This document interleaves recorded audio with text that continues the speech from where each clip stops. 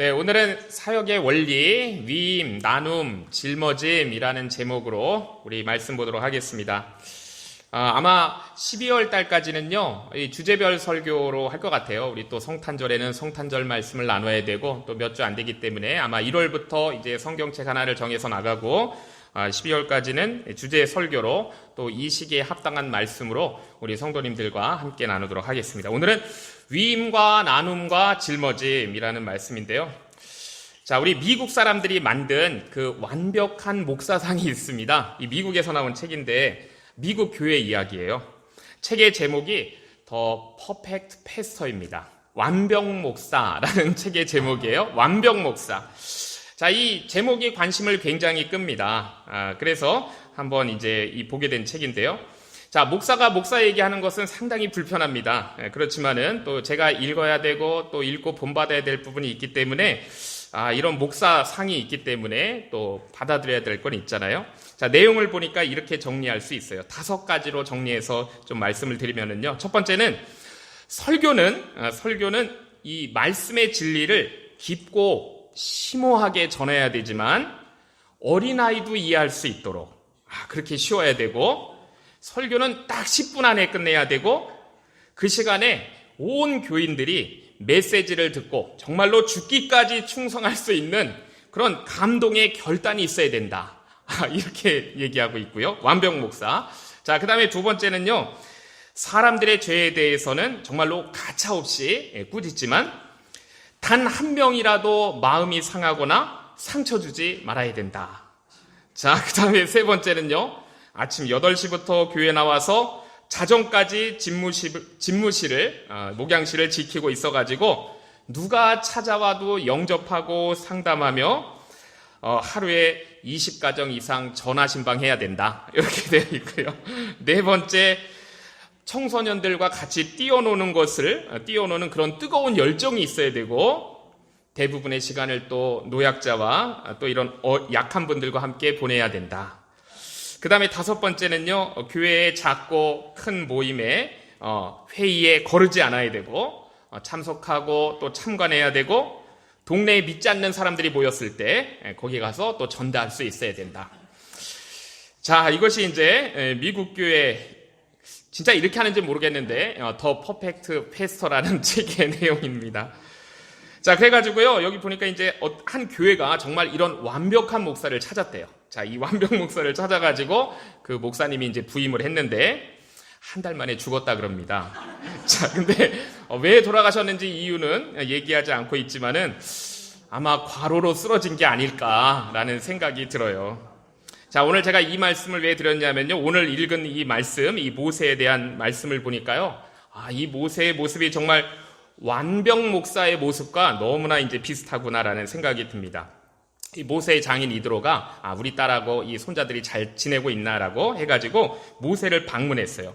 식사도 맛있게 했겠죠. 이제 이렇게 그리고 저녁에 잠을 자고 피곤하니까 이제 일어나가지고 모세가 어떻게 지내고 어떤 일을 하고 있는가 궁금해가지고 가보았습니다.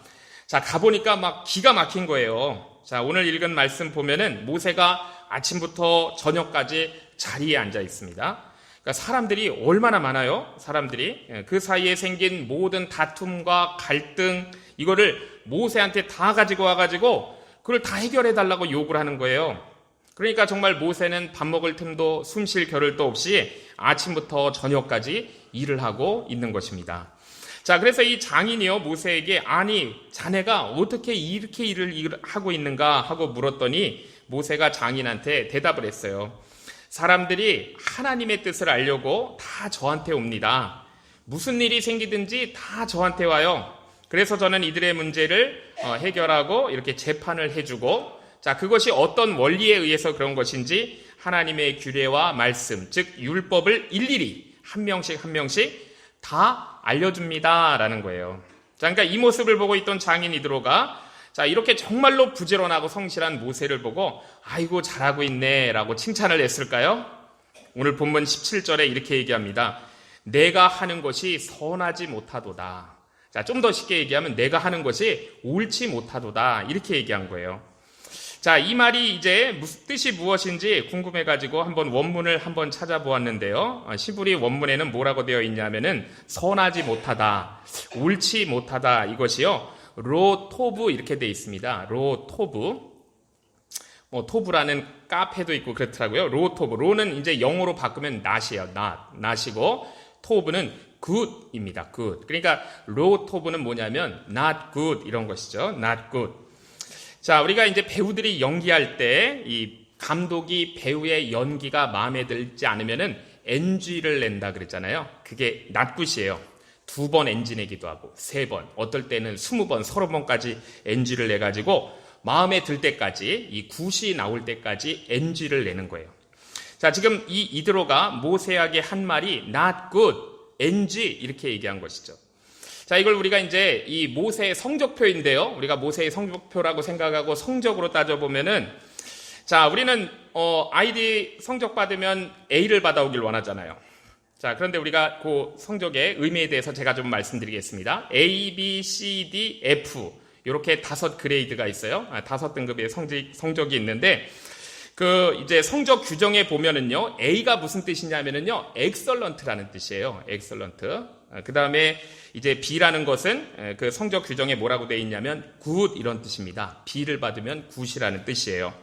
자, 그런데 이제 부모들이 참 아이들이 B 받아오면은요, 칭찬해줘야지 맞는 것 같아요. good이니까. 그런데 부모 마음이 또 그렇지가 않은 것이죠. 이게 쉽지가 않아요. B 받아오면 잘했다라고 하기가 힘들어요. 그 다음에 C는 뭐냐면 average라는 뜻입니다. 그러니까 그냥 C 맞으면 보통 사람 맞는 것처럼 맞았다 이런 뜻이에요. 자, 그런데 이 D가 문제가 되는 것이죠. F는 뭐 완전 낙제인 거고요. D는 뭐냐면은 이것이 성적 규정에 not good으로 되어 있습니다. 그러니까 D가 not good이에요. 자, 따라서 이 모세의 장인이 모세의 지금 사역에 대해서 성적을 매긴 것인데 D를 준 것입니다. D. 좋지 않다. not good. D를 준 거예요. 옳지 못하도다라고 했어요.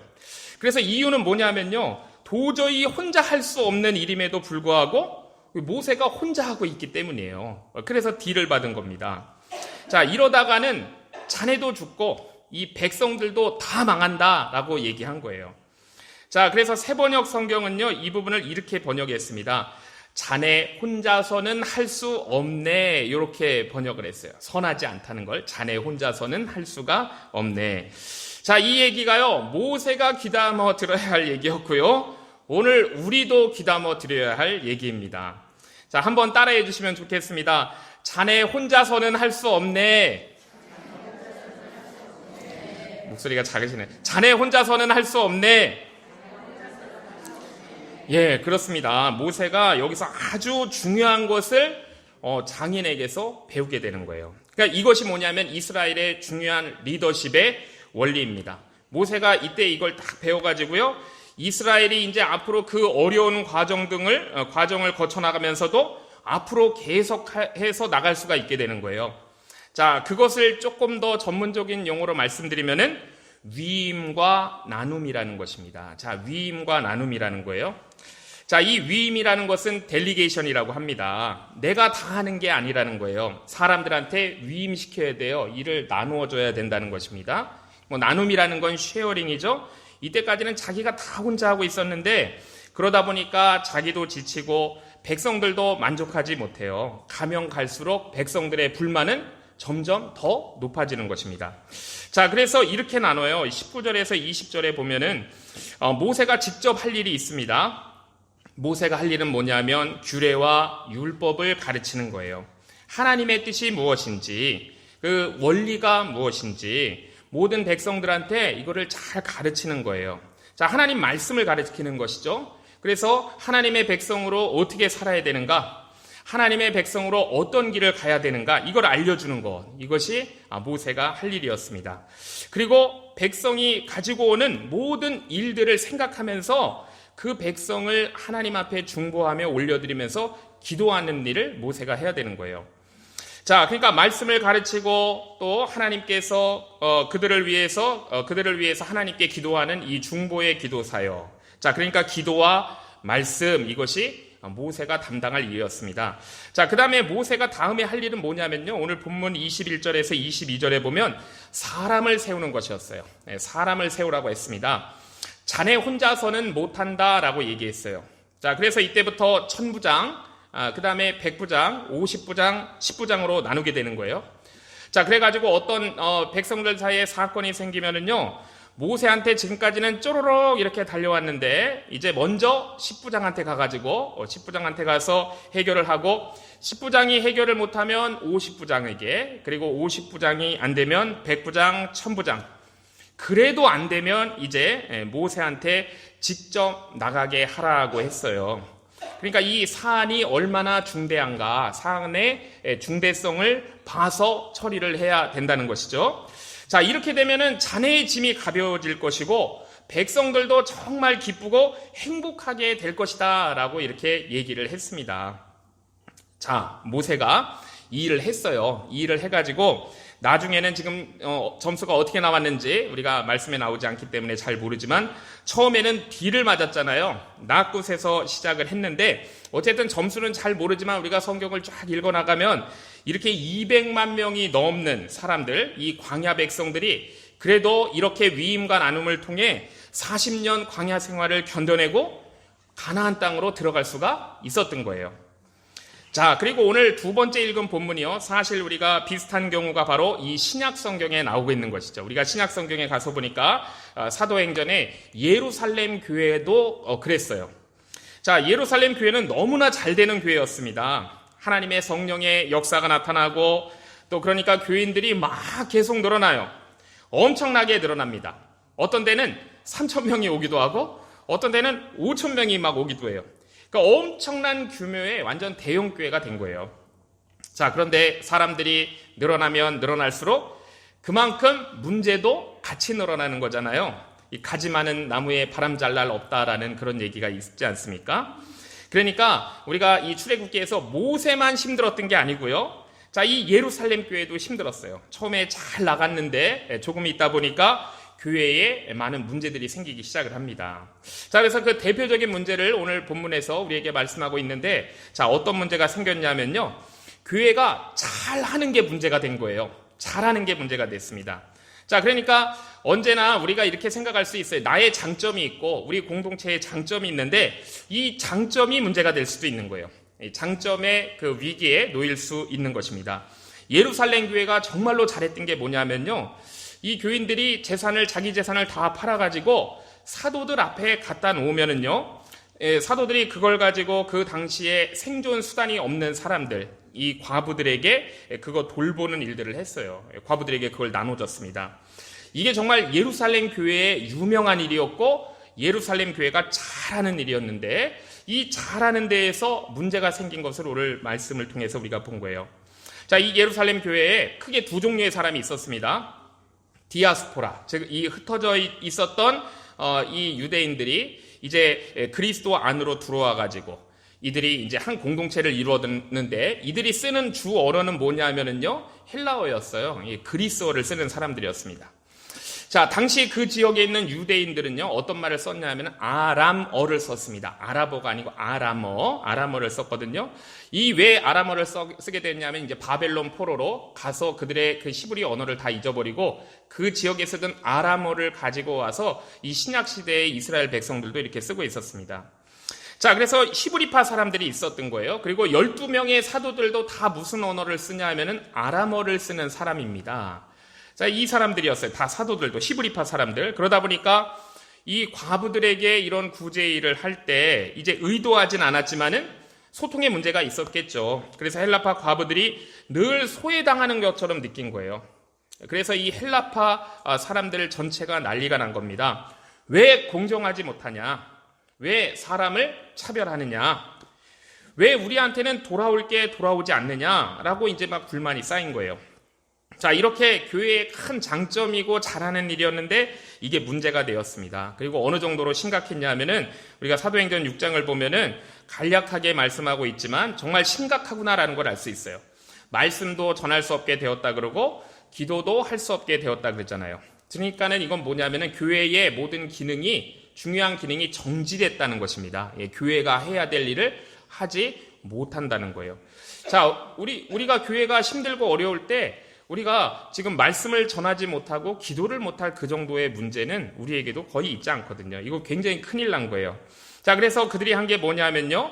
오늘날 용어로 하면은 이제 공동의회를 소집을 한 겁니다. 공동의회를 소집해가지고 이제 모든 교인들 중에서 성령과 지혜가 충만하고 사람들한테 칭찬받는 사람 7명을 뽑아가지고 그 7명을 딱 세웠어요. 자, 그리고서 이제 오늘 말씀을 보면은요, 사도들이 그들에게 안수를 합니다. 자, 사도들이 안수한다는 건 무슨 뜻이냐면은 하나님이 세우신다는 뜻이에요. 사람들이 제비 뽑아서 그렇게 뽑았지만은 최종적으로 거기에다가 그 사람을 세우고 기름 붓는 것은 하나님이 하신다는 뜻이에요.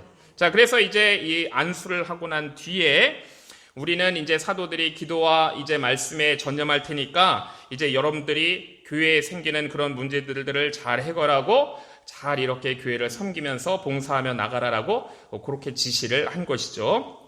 자, 그런데 이제 교회가 다시 제 모습으로 찾기 시작하고 잘 돌아가기 시작을 했다라는 것이 오늘 우리가 두 번째 읽은 말씀이에요. 자, 그 결과가 오늘 사도행전 6장 7절에 이렇게 말씀하고 있습니다. 복음이 더 많이 전파되어 가지고 예루살렘의 제자들의 수가 더 늘어났다라고 말씀하고 있습니다. 자, 이 위기를 극복했어요. 그러니까 위기가 오히려 또 기회가 된 것입니다. 그리고 더 놀라운 말씀이 나오는데요. 제사장들 가운데 믿음에 순종하는 사람들이 많았다라고 말씀하고 있습니다. 이 제사장이라는 사람들 유대교 사람들이잖아요. 이 동물 제사, 짐승 제사 드리면서 다른 종교 갖고 있는 사람들이에요. 같은 종교 아닙니다. 그런데 교회가 이런 일을 하고 난 뒤에 그들이 이제 주님께로 돌아와가지고 교회가 더욱 크게 부흥하게 되었다라고 이렇게 말씀하고 있습니다.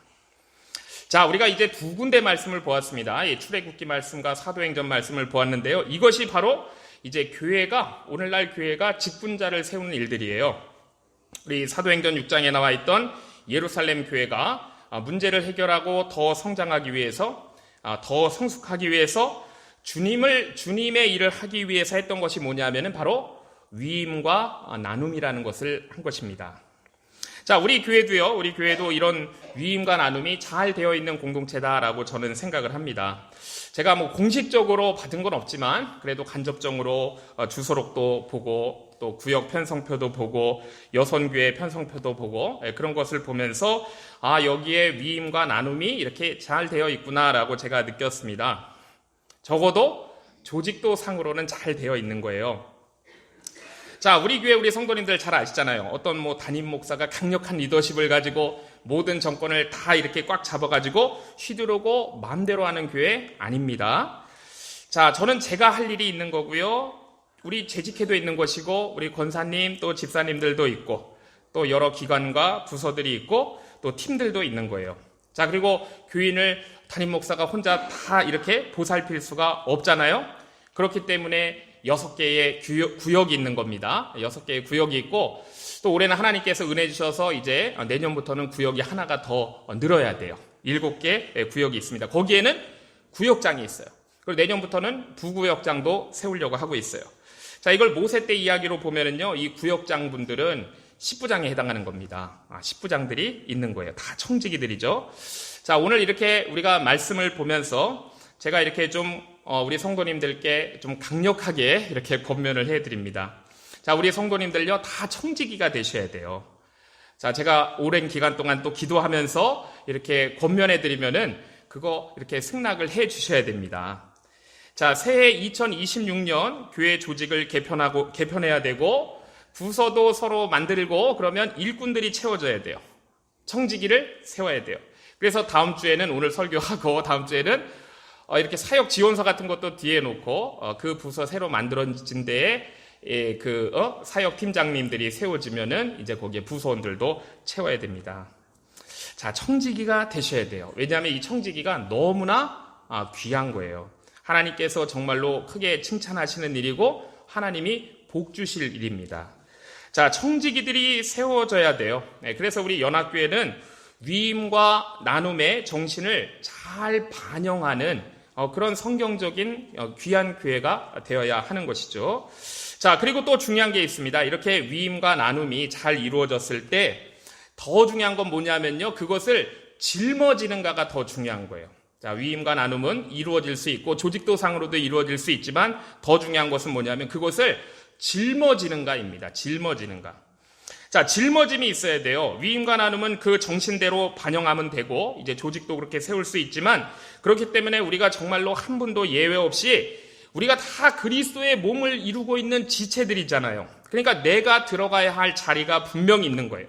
그리고 내가 들어가서 짊어지고 감당해야 되는 부분이 다 있는 것입니다.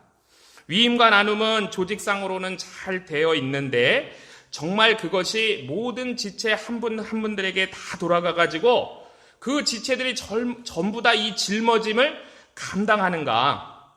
우리가 오늘 이거를 좀 잘 생각해 봐야 되는 거예요. 자, 우리에게 베풀어 주신 하나님의 은혜에 우리가 정말 감사할 수 있기 위해서 정말 우리가 이 감사할 그런 조건의 자격을 갖추기 위해서 그리고 우리가 얼마 전에 우리가 창립 47주년을 지난 교회잖아요. 자, 우리가 그렇게 하나님 앞에서 부끄럽지 않기 위해서 그리고 나아가서는요. 그것이 정말 우리 모두에게 기쁨이 되는 거거든요. 우리 모두의 기쁨이 되기 위해서 우리가 하나님 앞에 열매 맺기 위해서는 짊어짐이 있어야 되는 것입니다. 짊어짐.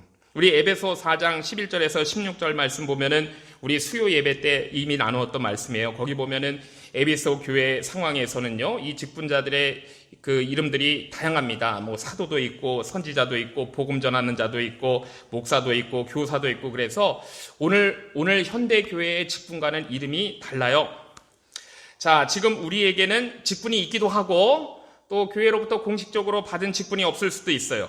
자, 그렇지만 뭘 우리가 기억해야 되냐면요. 우리 모두는 주님 앞에 해야 될 일이 있다는 것을 우리가 분명히 알아야 돼요. 그리고 우리가 그 일들을 잘 감당하게 되면은 어떻게 되는가를 에베소서 4장에서 말씀하고 있습니다. 자, 첫 번째는 뭐냐면요. 우리가 그 일들을 잘 감당하면은 성도들이 온전하게 된다라고 말씀하고 있어요.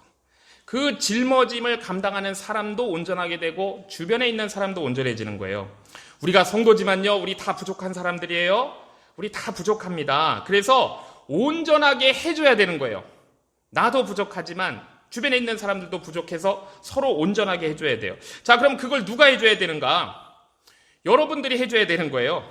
우리 옆에 있는 사람이 부족해가지고 그래서 내가 그게 못마땅하게 보인다 그러면은 그거를 온전하게 해줘야 되는 일을 누가 해야 되는가? 내가 해야 되는 것입니다. 내가. 성도를 온전케 하기 위해서 각자에게 그런 주어진 짊어짐이 있어야 된다라는 거예요. 그래야 성도가 온전해집니다. 자, 두 번째는요, 이제 봉사의 일을 하게 한다라고 되어 있어요. 예수님의 제자들이 사실 이걸 잘 몰랐습니다. 내가 1등 할 거야. 네가 2등해. 나는 우편이야. 너는 좌편이야. 이러고 막 싸웠습니다. 그러니까 예수님께서 그런 제자 보시면서 이제 특별히 지폐를 가지시고 뭐 수련회 하신 것 같아요. 그러면서 가르치신 게 뭐냐면 너희는 세상 사람들처럼 그렇게 행사하는 자가 되지 말라고 하셨어요. 섬기는 자가 되라고 하셨습니다. 섬기는 자. 자, 여기서 이 섬기는 자의 원어가 뭐냐면 이 헬라어가 디아코노스라는 단어예요. 섬기는 자, 디아코노스. 근데 이 디아코노스에서 디콘이 나온 거예요. 집사도 나온 것이고 목사도 나온 거예요. 목사도 나온 것이고 사역이라는 말도 나온 것이고 봉사라는 말이 전부 다 이 섬기는 자라는 단어에서 파생된 단어입니다. 그러니까 집사나 목사나 사역이나 봉사나 섬기는 자나 다 똑같은 말이에요. 다 섬기는 자라는 얘기예요. 자, 그렇기 때문에 우리가 뭘 해야 되는가? 내가 짊어져야 할 것, 즉 봉사의 일을 할 때 교회가 세워진다라는 거예요. 자, 그리스도의 몸이 세워지는 것입니다. 자, 이 교회라는 게요, 그냥 인간 조직이 아니에요. 인간 조직이 아닙니다. 살아계신 하나님의 아들, 우리 그리스도의 몸이 세워져 가야 되는 거예요. 자, 어떻게 할 때 그렇게 세워지는가? 위임과 나눔의 원리를 따라 그리고 그것에 대한 짊어짐이 있을 때 교회가 세워지는 것입니다. 자, 그러니까 우리가 분명히 알아야 되는 게 있는 거예요. 하나님께서 부르시지 않고는 지금 이 자리에 계실 수 있는 분은 한 분도 없으신 거예요. 이걸 분명히 아셔야 돼요. 이거는 100%가 아니라 120% 진리인 것입니다. 왜냐하면 우리 예수님께서 아버지께서 내게 주시지 않고는 내게 올 자가 없다라고 우리 주님이 말씀하셨어요. 주님이 부르시지 않고는 이 자리에 있으실 분은 하나도 없는 거예요. 다 주님이 부르신 거예요. 자, 주님이 부르셔가지고 은혜를 듬뿍 부어주신 것입니다. 하나님의 자녀가 되게 하신 거예요. 영원한 생명을 주신 거예요. 죄 용서함을 받게 해 주셨습니다. 자, 그리고 사람마다 은사를 다 주신 거예요. 성령이 거하게 해 주셨어요.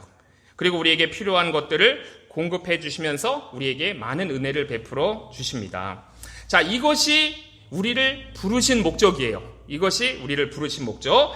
자, 그런데 우리가 이 부름은 은혜로 끝나는 게 아니라는 것을 분명히 알아야 돼요. 부름은 은혜로만 끝나는 것이 아닙니다.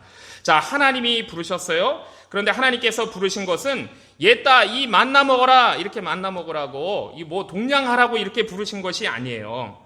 야, 이 빵 부스러기 먹어라. 너 그냥 이 은혜만 누려라 하고 그렇게 부르신 것이 아닙니다. 자, 이거 우리 성도님들 다 알고 계시잖아요. 하나님의 부르심에는요, 은혜와 더불어서 반드시 무엇이 있어요. 은혜와 더불어 반드시 하나님의 부르심에는 무엇이 있는데 소명이 있습니다. 소명. 자, 우리가 이 소명이라는 말을 한자로 쓴 거잖아요. 부르심, 이거를 한자로 바꾸면 소명인 거예요. 자, 우리는 다 소명이 있는 거예요. 부르심을 받았으니까. 자, 그러면 우리를 왜 부르셨는가? 우리에게 왜 소명이 있는가? 사명이 있으니까 소명이 있는 거예요. 우리에겐 사명이 있습니다. 사명. 미션이 있는 거예요. 미션. 우리에게 콜링이 있는 것은 우리에게 미션이 있기 때문입니다. 자, 그 미션을, 사명을 우리가 짊어져야 되는 거예요. 자, 예수님께서 우리를 부르셨습니다. 자, 우리 예수님 말씀 보니까는 우리를 정말 힘드실 때 부르신 것 같아요. 수고하고 무거운 짐진 자들아, 다 내게로 오라. 내가 너희를 쉬게 하리라. 이렇게 부르셨잖아요. 자, 저는 성도님들이 이런 쉼이 있기를 바랍니다. 자, 주님은 우리에게 쉼을 주시기를 원하세요. 자, 그런데 우리가 오해하지는 말아야 돼요. 여기서 말씀하시는 이 쉼이란 것은요, 우리가 아무것도 안 하면서 이렇게 빈둥빈둥 노는 거, 이걸 의미하는 것이 아니에요. 자, 그러면 주님이 말씀하시는 진짜 쉼이라는 것은 뭐냐면 주님이 갖고 계신 기쁨을 함께 누리게 하는 거예요. 주님이 갖고 계신 기쁨을 함께 누리게 하는 것. 이것이 쉼이에요. 자, 이것이 우리의 진정한 행복이고 이것이 진정한, 다른 말로 바꾸면 안식인 것입니다. 안식. 수고하고 무거운 짐진 자들아 다 내게로 오라. 내가 너희를 쉬게 하리라. 자, 그래서 우리가 이 쉼만 생각하고 끝나면 안 돼요. 우리를 쉬게 하시기 위해 부르셨는데 쉬라고 하신 다음에 그 뒤에 말씀이 뭐냐면은요, 나는 마음이 온유하고 겸손하니 나의 멍에를 메고 내게 배우라. 이렇게 말씀하세요. 나의 멍에를 메고 내게 배우라. 자, 멍에 뭔지 알잖아요. 소가 이렇게 멍에를 맨다 그러잖아요. 짊어지는 것입니다. 매는 게 멍에예요. 멍에를 메고 내게 배우라. 그러면 너희 마음이 쉼을 얻으리니 이는 내 멍에는 쉽고 내 짐은 가벼움이라. 짐지라고 하시는 거예요. 자, 예수님께서 우리를 부르셨습니다. 수고하고 무거운 짐진 자들아 다 내게로 오라. 내가 너희를 쉬게 하리라. 부르셨어요. 자, 그래서 쉬셔야 돼요. 그런데 그 쉼의 방법이 뭐냐면요, 주님의 멍에가 있다는 거예요. 주님의 짐이 있다는 것입니다. 자, 그런데 그게 그렇게 어렵고 힘든 게 아니라고 말씀을 하세요. 자, 주님이 부르셨으니까 우리가 쉼만 생각하고 있다 그러면은요, 우리는 정말 주님이 의도하신 것을 제대로 모르는 거예요. 주님이 내 멍에 내 짐을 말씀하세요. 짊어짐이 있어야 된다라고 말씀하세요. 예수님께서 제자들을 깨우치기 위해 가르쳐 주셨습니다. 어떤 주인이 먼 곳으로 떠나면서 종들을 불렀어요. 사람마다 은사와 능력이 다 다르니까 능력대로 5달란트도 주고 2달란트도 주고 1달란트도 줬고요. 나중에 주인이 돌아왔잖아요. 5달란트 받은 사람이 5달란트를 더 남겼고 2달란트 받은 사람이 2달란트를 더 남겼습니다. 자, 그러나 두 사람에게요, 똑같이 말씀을 하세요. 칭찬하십니다. 착하고 충성된 종아, 내가 작은 일에 충성하였음에 많은 것으로 내게 맡기리니 내 주인의 즐거움에 참여할지라. 정말로 토시 하나 틀리지 않게 똑같은 칭찬을 주셨어요. 자, 여기서 우리는 이 주인이 얘기하는 그 주인의 즐거움이 무엇인가라는 것 우리가 알 수 있죠. 그게 바로 기쁨이고 그게 바로 행복인 거예요. 자, 그리고 어떻게 했을 때 그 기쁨과 행복을 얻을 수 있는가? 5달란트를 받은 사람이 5달란트를 남겼을 때, 2달란트 받은 사람이 2달란트 남겼을 때예요. 자, 이게 주인의 즐거움에 참여하는 것이고 이게 진정한 쉼이다라는 말씀이에요. 자, 그런데 한 달란트 받은 사람이 문제잖아요. 사실 이 말씀의 주인공은요, 한 달란트 받은 사람이에요. 자, 그렇기 때문에 우리 모두는요, 저도 포함해서 다 한 달란트 받은 사람입니다. 이 말씀의 핵심은 한 달란트 받은 사람한테 있는 거예요. 자, 이 한 달란트 받은 사람이 문제가 있었습니다. 2달란트 받은 사람, 5달란트 받은 사람하고요, 비교를 했어요. 비교하고 이 상처받았습니다. 나한테는 왜 이것밖에 안 주는 거야 하면서 그거 그냥 땅에 묻어버렸잖아요. 자, 그래서 주인이 돌아왔을 때 다시 그 땅 파가지고 이거 원래 주인님 거니까 이거 그냥 다시 가져가세요, 가지세요 했어요.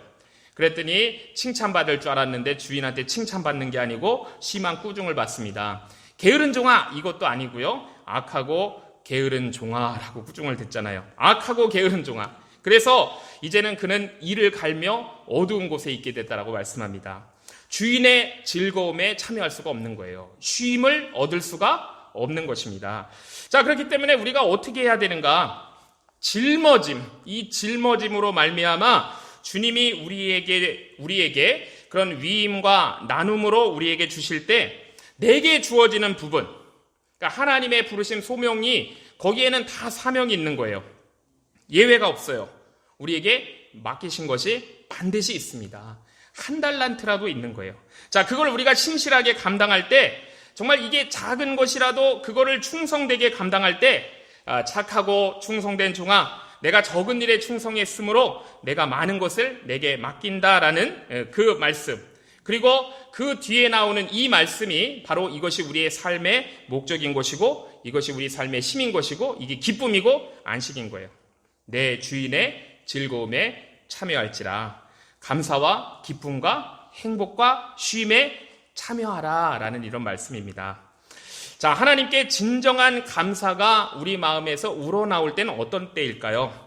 하나님께서 우리에게 위임과 나눔을 해주시고, 그리고 기꺼이 그 한 달란트를 내가 짊어질 때 거기서 우리에게 정말로 감사가 나올 수 있는 거예요. 자, 우리가 이걸 기억해야 됩니다. 자, 다시 말씀드리지만 우리 함께 그리스도의 몸이에요. 자, 그리스도의 몸은 어떻게 이루어져 있는 것인가? 작은 지체인 우리들을 통해서 그리스도의 몸이 이루어져 있는 거예요.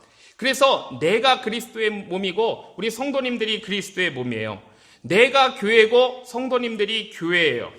그래서 지난번에 한번 말씀드렸지만 이런 말이 있다 그랬잖아요. 교회 다니지만 말고 교회가 되라 라는 말이 있다 그랬잖아요. 그리스도의 몸이 진정한 그리스도의 몸이 되라는 뜻이에요. 나는 지체로서 그리스도의 몸입니다. 그래서 우리가 내가 사는 게 아니고 내 안에 그리스도께서 사시는 거예요. 자, 이것을 세상에서는 뭐라 그랬냐면은 나는 그리스도의 분신이 되었다 이렇게 얘기해요. 저의 분신, 그리스도의 분신이 바로 우리입니다. 그래서 한번 좀 따라해 주세요. 나는 예수님의 분신이다. 예, 우리는 예수님의 분신이에요. 예수님께서 부르셔가지고 우리를 그렇게 만드신 거예요. 그래서 짊어져야 되는 것입니다.